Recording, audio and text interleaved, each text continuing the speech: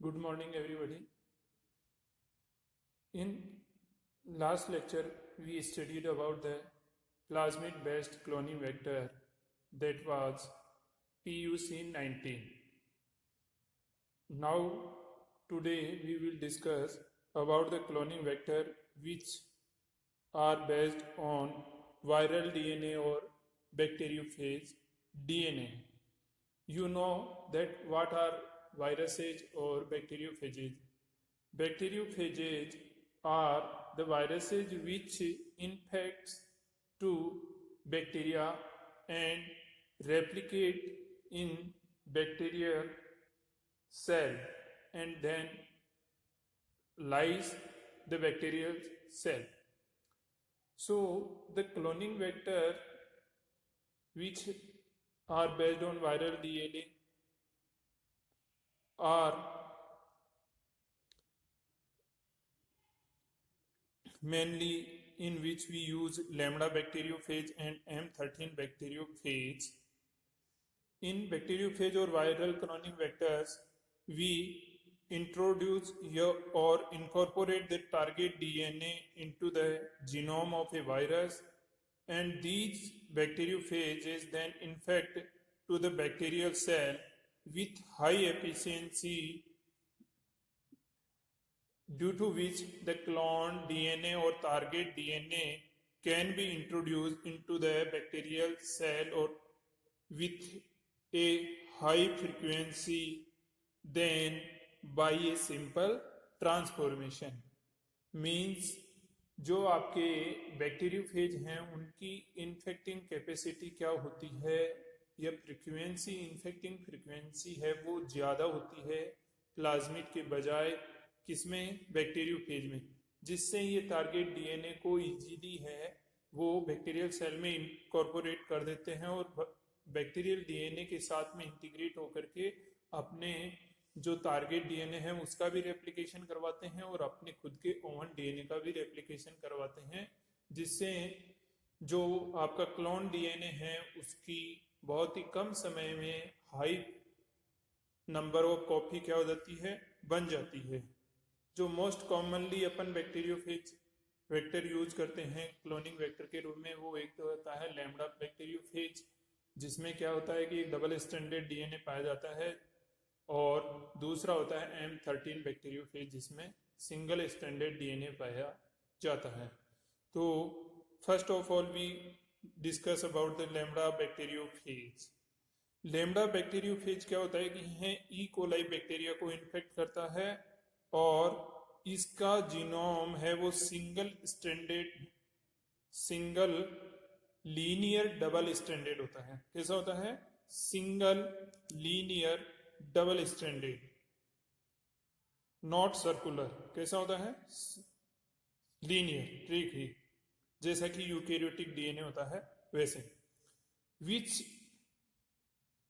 Replicate in the bacterial cell via lytic और lysogenic pathway. आपने last year भी आपके माइक्रोबायोलॉजी में पढ़ा होगा रेप्लिकेशन ऑफ वायरस और रेप्लिकेशन ऑफ बैक्टीरियोफेज या sexual reproduction in bacteria, in which you studied that there are three different methods of sexual reproduction in bacteria. One is transformation, second is conjugation, and third one is transduction. In transduction there are two methods, specialized transduction and another one is generalized transduction. In lysogenic or lytic cycle, in lytic cycle bacteriophage replicate their DNA into the bacterial cell by integrating their DNA into the bacterial genome, and after replication of their DNA it assembles into a mature phage particle, and in last it lyse the bacterial cell. But in lysogenic cycle bacteriophage DNA integrate with the bacterial DNA and then replicate their DNA, but in last do not lyse the bacterial cell. अब इसमें lambda bacteriophage है वो किस किस का बना होता है, अगर इसकी अपन स्ट्रक्चरल देखें तो लैम्डा फेज है उसमें एक चारों तरफ कैप्सिड होता है जो प्रोटीनेशियस पार्ट होता है, और उस प्रोटीनेशियस पार्ट के अंदर है वो इसका जीनोम होता है। इस प्रोटीनेशियस पार्ट, कैप्सिड और जीनोम वाले पार्ट को अपन इसका क्या बोलते हैं, हेड। हेड के नीचे वाला पार्ट है वो इसकी जो कोलार होती है या जिसको अपन टेल बोलते हैं, टेल, और टेल के भी निचले वाले पार्ट में टेल फाइबर्स प्रेजेंट होते हैं। इसके अतिरिक्त इसके जीनोम की साइज है वो कितनी होती है, 49 KB, जिसमें से इसके only half of the genes are essential for the replication or the infection or other activity, and half of the genes are not required for the replication and other function.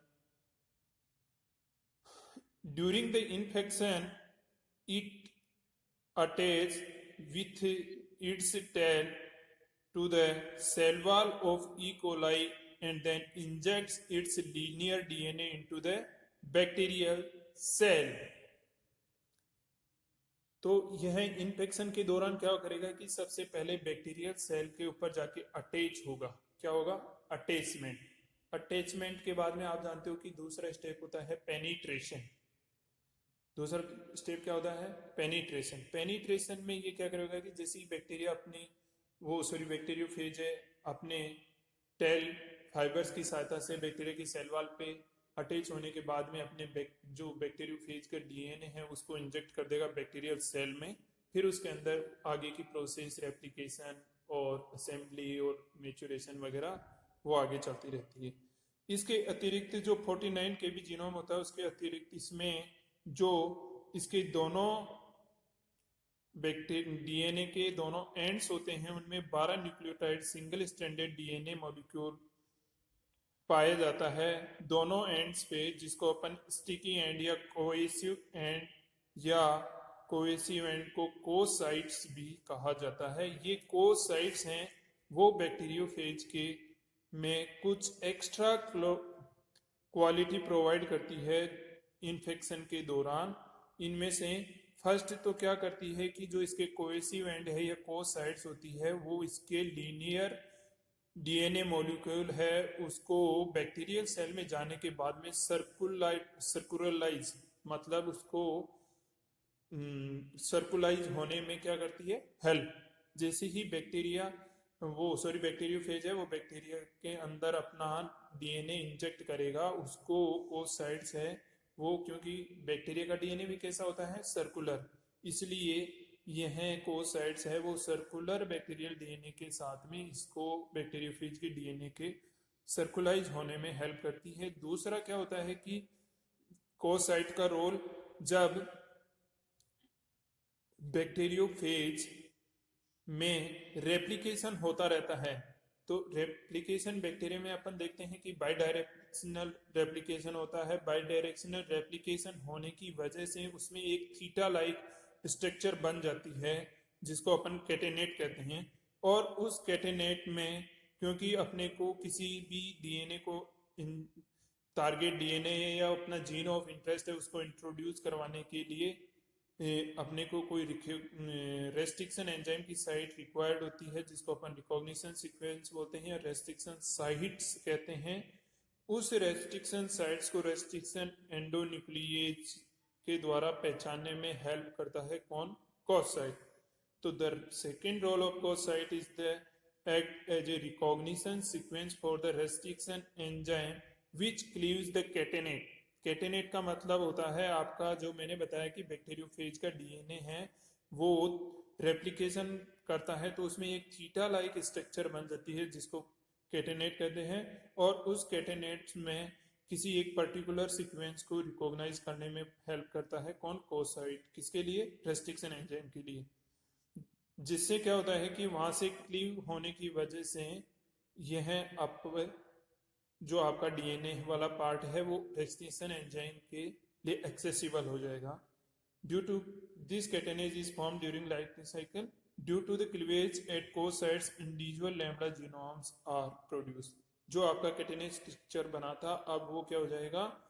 Individual अलग अलग lambda genome के रूप में produce हो जाएगा, क्योंकि replication के दौरान इनमें बाई डायरेक्शन रेप्लिकेशन होने के वजह से एक थीटा लाइक स्ट्रक्चर बन जाती है, जिसमें अपन पहचान नहीं पाते हैं कि कौन सा वाला पार्ट कौन सा जीनोम है और कौन सा वाला कौन सा है।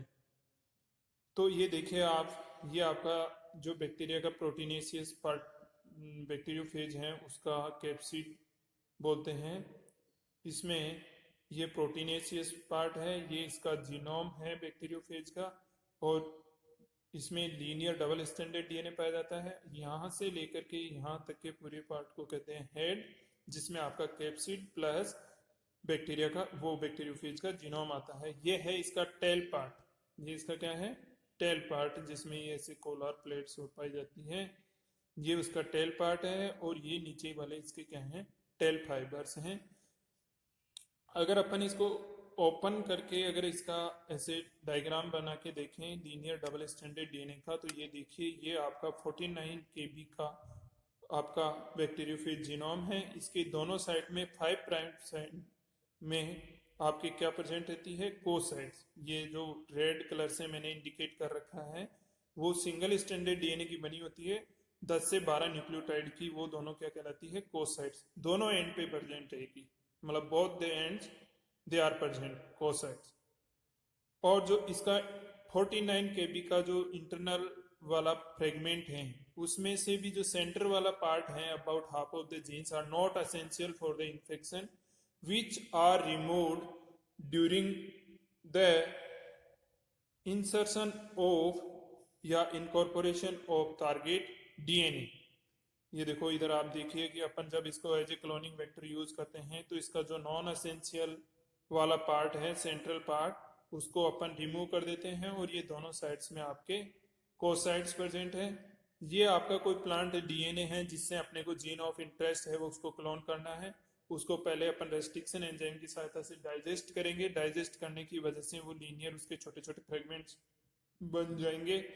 इन फ्रेगमेंट्स की नॉर्मल साइज होती है वो 20 केबी फ्रेगमेंट्स तक होती है। अब इसको लाइगेट कर देंगे अपन, जो आपका कोसाइट्स वाला डीएनए है, ligate with the help of ligase enzyme. और लाइगेज एंजाइम किससे लिया गया है? T4। T4 भी एक बैक्टीरियोफेज है, ह्यूमन बैक्टीरियोफेज। उस वाले डीएनए लाइगेज एंजाइम की सहायता से अपन ने इसको जोड़ दिया। जोड़ने के बाद में अपन ने ये देखो, ये इसकी लेफ्ट साइड है कोसाइट, ये इसकी राइट साइड है, मतलब बोथ द एंड्स। और ये इसमें आपका जो टारगेट डीएनए है वो बीच वाले पार्ट में अपन ने ऐड कर दिया। यहाँ से नॉन एसेंशियल पार्ट रिमूव कर दिया था और इसकी जगह अपन ने टारगेट डीएनए ऐड कर दिया है। अब इसको वापस अपन बैक्टीरियोफेज के हेड में इनकॉर्पोरेट कर देंगे। इनकॉर्पोरेट करने के बाद में अब इसको इंट्रोड्यूस या इन्फेक्ट करवा देंगे किससे? बैक्टीरियल सेल में। और बैक्टीरियल सेल में ये जाने के बाद में इसको रेप्लिकेट करवा देगा। ये देखो, after infecting the E. coli the lambda phage follows two pathways for replication. One is the lytic cycle and another one is the lysogenic pathway. In lytic pathway, lambda phage DNA infect the host cell, replicate their DNA using host machinery, and after the assembly of their particle in last, it release out of the cell by lysing it। मतलब ये bacteria के अंदर अपने cell वो DNA को inject करेगा और inject करने के बाद में रेप्लिकेट करेगा। रेप्लिकेट करने के बाद में होस्ट मशीनरी को यूज करते हुए ही ये रेप्लिकेट करेगा, और रेप्लिकेट करने के बाद में क्या करेगा? अपने पार्टिकल्स को असेंबल कर लेगा। असेंबल करने के बाद में यह बैक्टीरियल सेल से रिलीज आउट होगा, और रिलीज आउट होते टाइम में ये बैक्टीरिया की सेल को लाइज कर देगा। तो ये तो हो गई लाइटिक साइकिल। इन लाइसोजेनिक साइकिल में ये क्या करता है कि बैक्टीरिया की सेल को रप्चर नहीं करता है या लाइसिस नहीं करता है।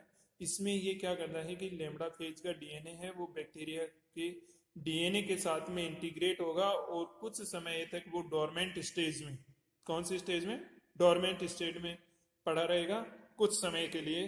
फिर जैसे ही कोई एनवायरमेंट में या ऐसा कोई फेवरेबल एनवायरमेंट आएगा, मतलब उसमें एनवायरमेंट में फ्लक्चुएशन आएगा जिससे उसका वायरल का जो डोरमेंट डीएनए है वो एक्सप्रेस हो जाएगा और एक्सप्रेस होने के बाद में यह जो न्यू वायरस हैं उसकी प्रोजेनी बनना स्टार्ट हो जाएगी। न्यू वायरस प्रोजेनी बनने के से बाद में यह अपने वायरल पार्टिकल्स को असेंबल करके बैक्टीरिया के सेल के बाहर निकल जाएगा। अब अपन अगर बात करें तो अपन ने देखा कि जो बैक्टीरिया का जीनोम है उसकी साइज कितनी होती है, 49 kb, और इसमें